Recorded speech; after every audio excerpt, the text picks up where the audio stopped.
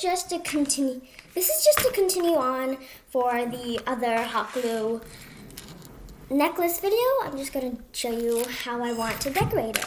So yes, you can decorate it. I'm using puffy paint because it just looks a little plain. So I decided to use a spiral design or something. So you just want to tap your puffy paint on your hands, pat, pat, pat, pat, pat. And I'm really sorry if my lighting's a little bad, so pat, pat, pat, pat, pat, and take it out and start dotting. So I'm probably just gonna dot a little there, a little there, a little there, a little there, a little there, here, there.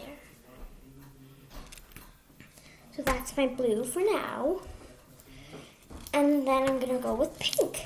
So my pink is probably just gonna be a tiny bit because the blue is my favorite color. It's metallic.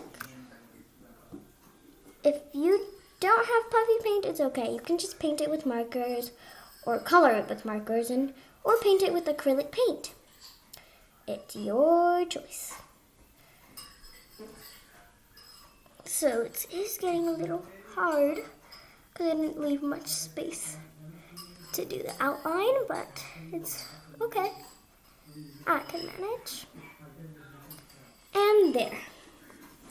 So, this takes a long time to dry, but once it dries, you can wear it and it'll probably look really pretty.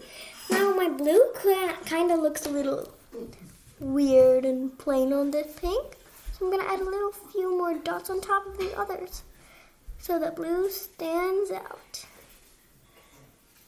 There. So my necklace is done. I'm not going to really show you how it looks at the end, but this is exactly how it'll look. I'm not going to show you how it looks on me, but this is how it'll look. Thank you for watching. Crafter out.